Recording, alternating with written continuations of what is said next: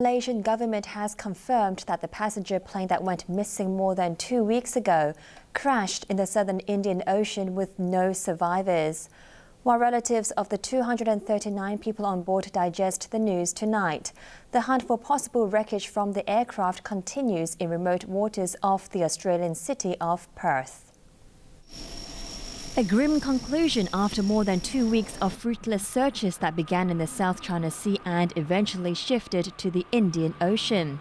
It began this morning with a Chinese military aircraft spotting two relatively big floating objects off Perth and smaller white objects spread over several kilometers that could be wreckage from the Malaysia Airlines Boeing 777, which went missing 16 days ago.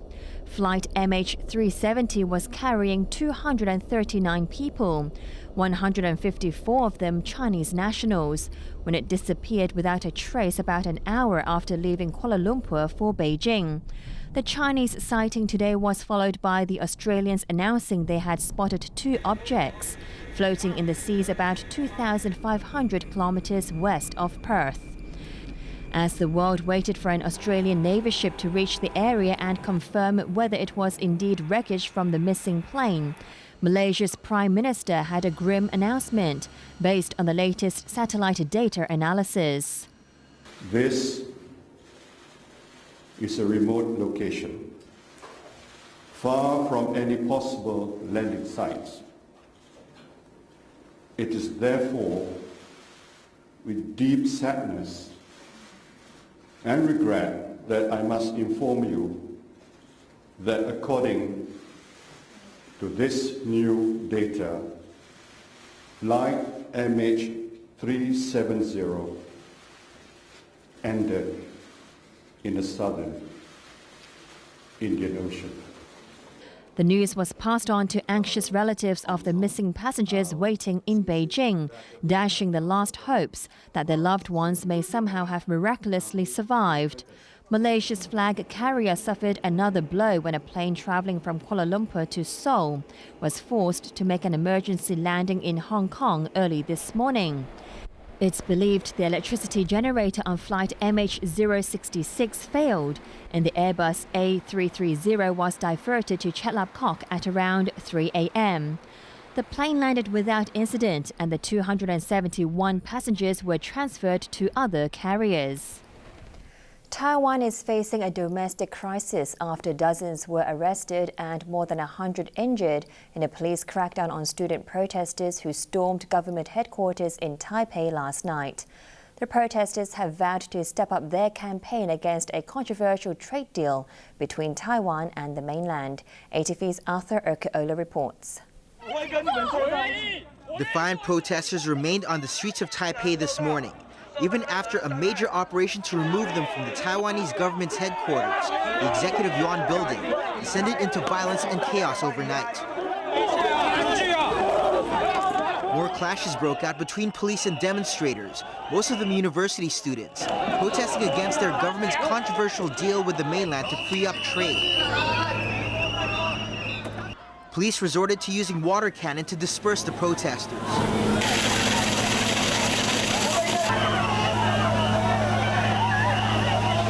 The crackdown began just before midnight, as about 2,000 police officers were brought in to remove demonstrators who occupied the compound last night. The protesters locked arms to resist and had to be dragged away one by one. Reports quoted organizers at the already besieged Parliament building a block away as saying the demonstrators at the executive compound were from a different group than the ones kept inside the main chamber of the Legislative Yuan since last Tuesday. Police used water cannon on the demonstrators at the executive compound last night as well. There were more scuffles as they were forcibly removed.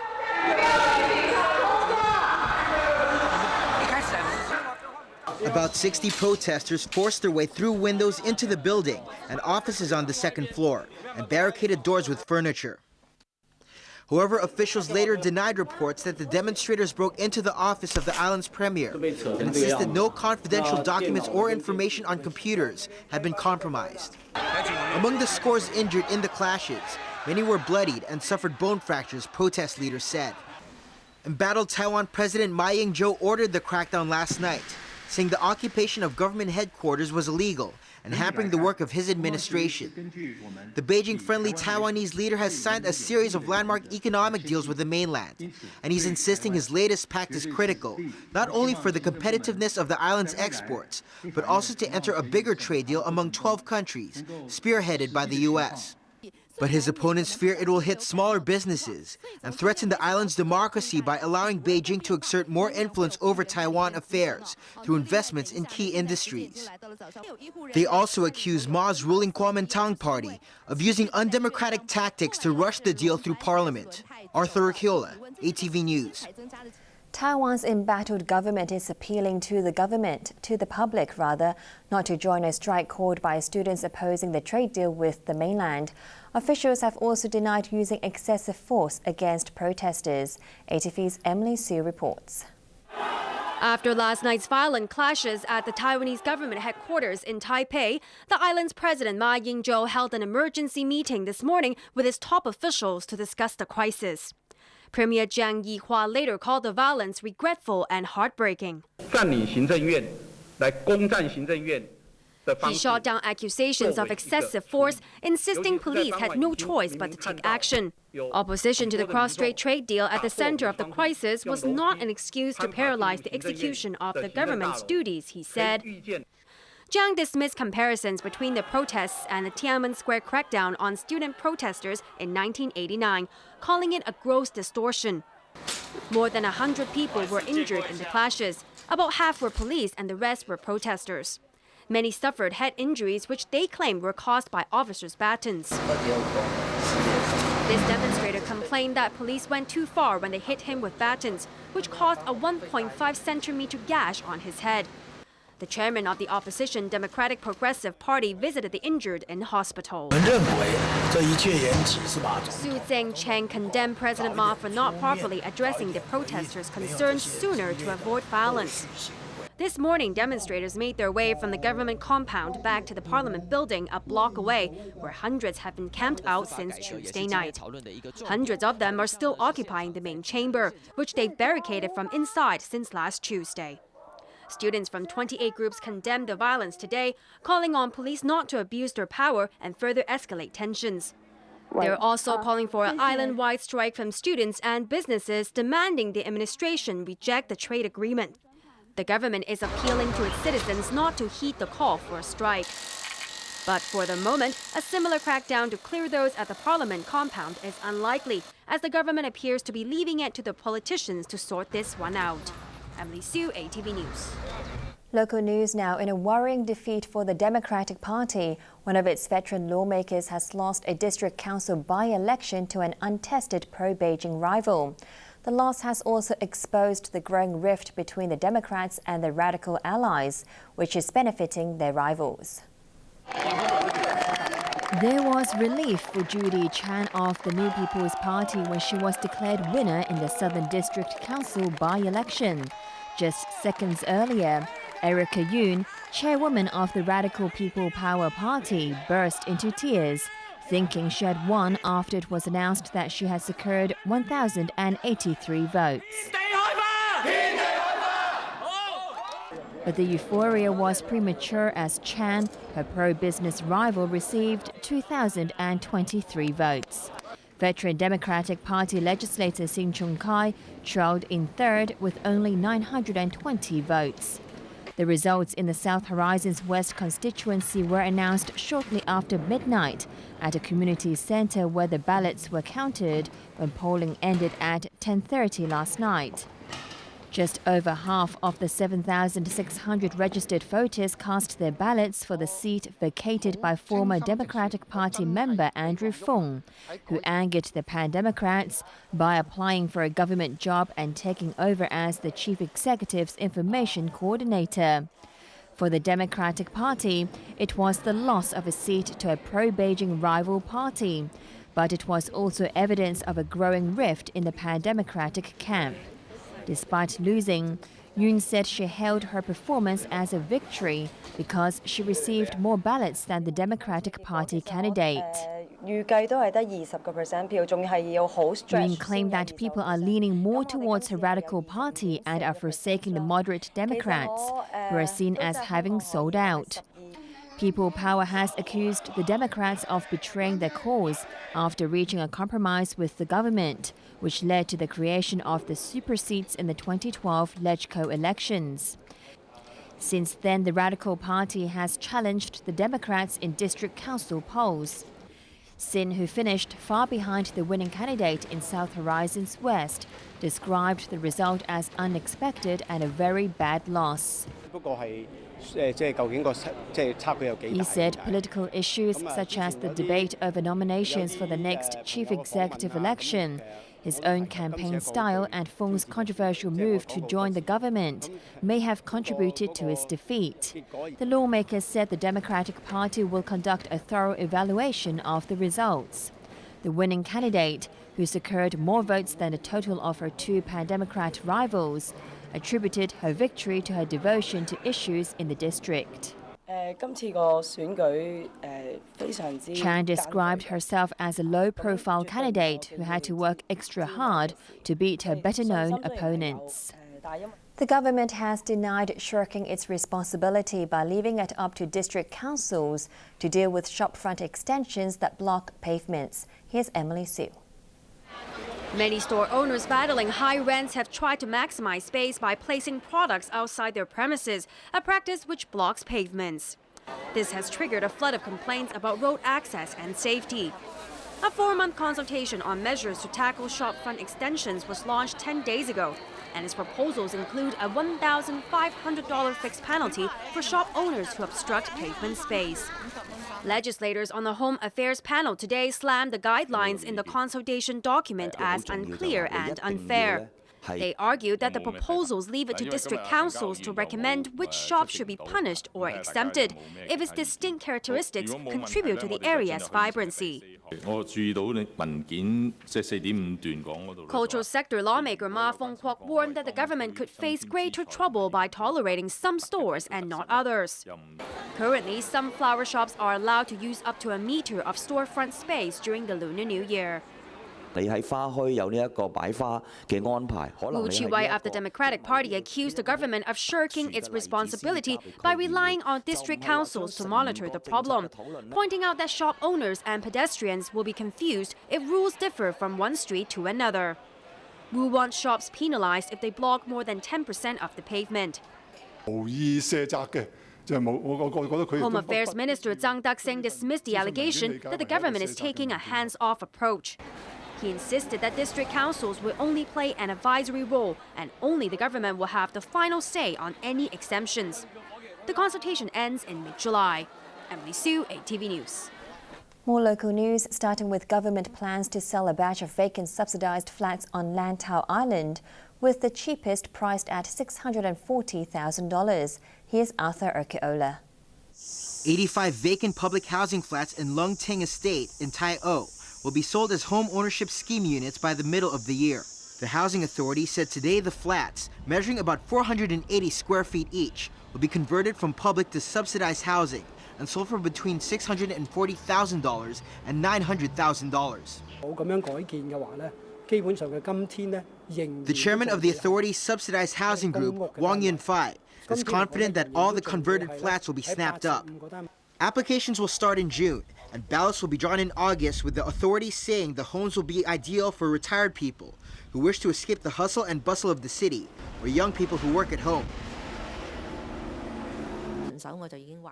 Legislators on the Environmental Affairs panel say there's a big difference between the amount of imported and exported waste plastics last year. Some claim that as much as 100,000 tons of waste plastics shipped to Hong Kong for reprocessing to increase value may have ended up in the city's 3 landfills. But Environment Undersecretary Christine Low rejected the claim, saying such a discrepancy would have been spotted in the landfill records. She also dismissed suggestions to close the waste plastic recovery trade altogether. The liquid inside these test tubes looks like a luminous chemical used in glow sticks, but it's more than that. This material is called AIE, aggregation-induced emission, and it was invented by researchers at the University of Science and Technology to track cancer cells in the body. Chris Lung, a chemistry researcher, said AIE is more dense than other materials used to monitor cancer cells, and so can stay longer inside cancer cells, even when they start spreading. The liquid is still being tested on animals, but once proven safe for human use, it can help lower medical costs significantly. Arthur Urquiola, ATV News. Sports now, and in football. Lionel Messi scored 3 times to help Barcelona beat Real Madrid 4-3 and revive their hopes of remaining Spanish champions. ATV's Bo Leung reports. Spanish league leaders Real Madrid hosted bitter rivals Barcelona and fell behind after only 7 minutes when Andres Iniesta found the top corner of the net. Karim Benzema then levelled the score by heading in a cross from Angel Di Maria in the 20th minute. The French international put Real in front 4 minutes later, again with the help of Di Maria. But Argentine Lionel Messi equalised for Barca before half-time. When play resumed, Cristiano Ronaldo picked himself up after he was brought down in the box to score with his kick 3-2 to Real. But the tables were turned when Real were reduced to 10 men. Sergio Ramos was sent packing for fouling Neymar. Messi stepped up to take the penalty and levelled the tie. He completed his hat-trick with another penalty in the 84th minute as Barcelona celebrated a 4-3 victory. For Messi, the goals took his tally to 236, making him the second highest scorer in La Liga history. He's also the top marksman in Clásico matches, with 21 goals to his name. Real's neighbour Atletico Madrid defeated Real Betis, who had Brian Rodriguez sent off. Gabi netted Atletico's first of the match in the 58th minute. Diego Costa made it 2-0 shortly after to take the club to the top of the table, with Real slipping to second and Barcelona just 1 point behind them. Finance news: local shares had their best day in 4 months, closing nearly 2% higher today. The Hang Seng Index gained 409 points to end the session at 21,846 on turnover of $74 billion. Shares of mainland firms listed locally rose on expectations that Beijing may unveil stimulus measures after a weak factory survey.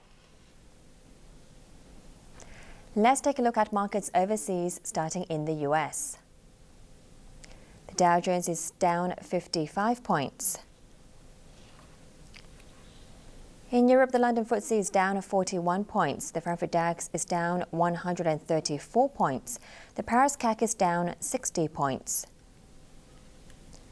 US dollar cross rates: the euro 1.37, the pound is 1.64, it's 102.25 Japanese yen against the US dollar.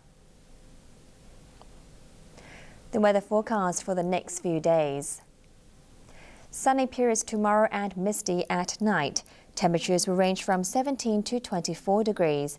Sunny periods with foggy mornings and nights for the rest of the week.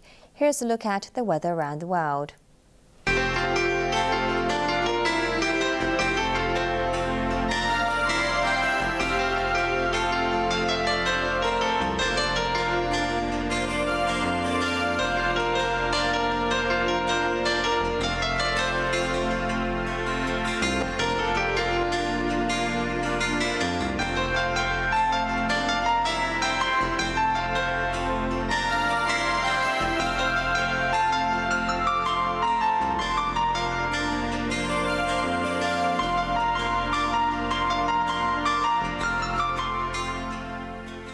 That's all the news for now. Thanks for watching ATV. I'm Edna. Good night.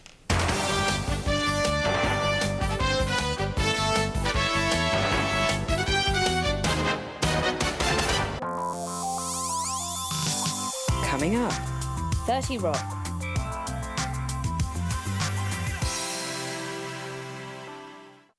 Tsunami is history, but how is today and tomorrow? Megaquake can provoke devastating volcano explosions and trigger another time of catastrophe. Japan is not the only victim. Scientists go out to meet the new challenge. See how humans can escape the hidden risk. All About Documentary, the next Megaquake, Tuesday night at 10. Stay close to fresh K-pop from the hottest selling artists to the up-and-coming superstars. Keep in touch with the latest chart of the Korean pop music scene on Samsung Digital Special, Pops in Seoul, Thursday at 6:25. When it comes to rice dishes, the choices are countless. These dishes are rare in different countries, but one thing is the same.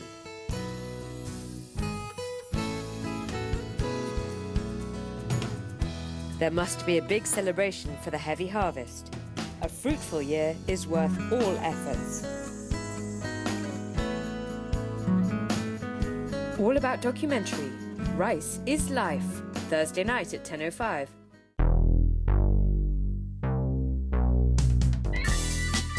Don't forget to wash your hands as soon as you come home. That's right.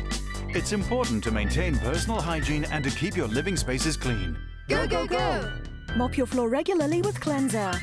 Keep your home clean to keep illnesses away. Remember to use 1 part household bleach with 99 parts water to clean your building's public areas. Yes, finish! A clean home is a healthy home. Find out Britain's top antiques enthusiast. To be one step closer to becoming an antiques master. Contestants are eager to show their talents.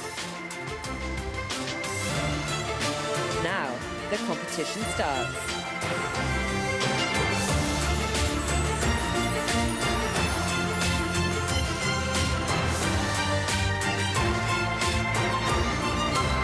Antiques Master, Series 1, Friday night at 9. Soccer Fever, Amazing March, live on World Channel. Watch the live show on your phone and ATV website.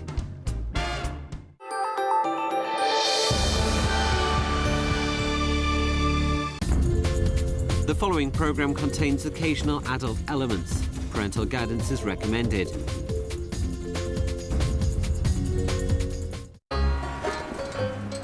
Look at this. The writers put it on my door. I don't know what that's referring to. It's referring to this one time that I got a chemical peel before work, and I was wearing a red and green sweater and a fedora. But these douchebees have been doing this for weeks. Les Lemon. First thought. Winona Ryder in 100 years. Weak. Fart Barfunkel. Indian food. Paul Simon. I don't get that, but it hurts. Look, I love a good joke, but I am their boss, and at a certain point, it crosses a line. To quote Rodney Dangerfield, hey,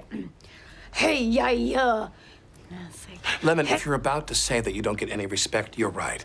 I mean, in a post-apocalyptic world, how would society even use you? Traveling bard. Radiation canary. I have to run, Lemon. I have an appointment in Washington. The hearings on the Cabletown NBC deal are underway, and the company has entrusted me to be their frontman. Hey, will you ask Congress where they put the USA Network? I've been trying to find Monk for like 3 months. The only thing I will be discussing with the House Subcommittee on Baseball, Quiz Shows, Terrorism, and Media is vertical integration. What's vertical integration? Imagine that your favorite corn chip manufacturer also owned the #1 diarrhea medication. That'd be great, because then they could put a little sample of the medicine in each bag. Keep thinking. Except then they might be tempted to make the corn chips give you... vertical integration. Wow, that should not be allowed to happen. But it's my job to make sure that it does happen. Do you know who gets elected to Congress these days? Former athletes, washed-up actors, and, women. I'm locked and loaded and ready for whatever these beltway lobotomites throw at me. What if we have to stay overnight and there aren't enough rooms, so we have to share a room, and I forgot to bring a shirt to sleep in, and the stores are all closed?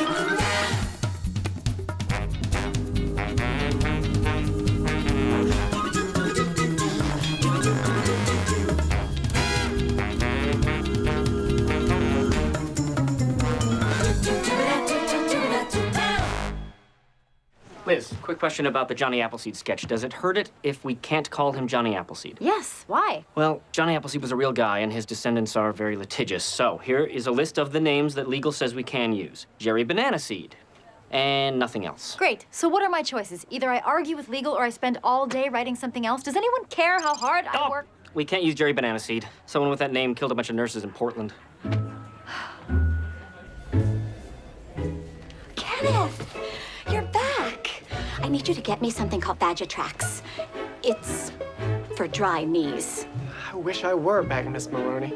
I'm reapplying to the PAGE program, but it's a lot harder than my first time around. It's gotten really competitive. You should have seen what I saw in Mr. Wienerslave's office. Well, your interview will be Thursday. Is there any AV equipment you'll be needing? Equipment? Inside Schwartz, 21. Hill Street Blues, Wings is fun. Golden Girls, Quantum Leap. Outsourced is the new friends. The process used to be dignified. Now it's just a pageant. Just a pageant? That's like saying a guy is cool because he has just a speedboat. If you need help winning a pageant, you've come to the right place. Well, if it'll get me back into the PAGE program. When I was pageantizing, my mother told me there's only 3 things standing between you and winning. Your breasts and wanting it bad enough. I'm not sure that applies. We've already started. And this deal will count as a 39% bump variable against an 11% increase of synchronized flexibility. Sir, my name is Rob Reiner. And before I became a congressman, I dabbled in television, won a couple of Emmys. And I believe that my experience out there in Hollywood gives me a special insight into these types of deals, particularly when it comes to, say it, meathead. Vertical integration. Ah, the dreaded VI. Bad for America, kills innovation, drives up prices. Is that it? I guess that's why Big Oil and Microsoft are such great American failures. What? Dare I say, vertical integration drives down prices by streamlining the process. Consider the farmer. He owns his land, the equipment he uses to harvest his crops, the truck he uses to drive that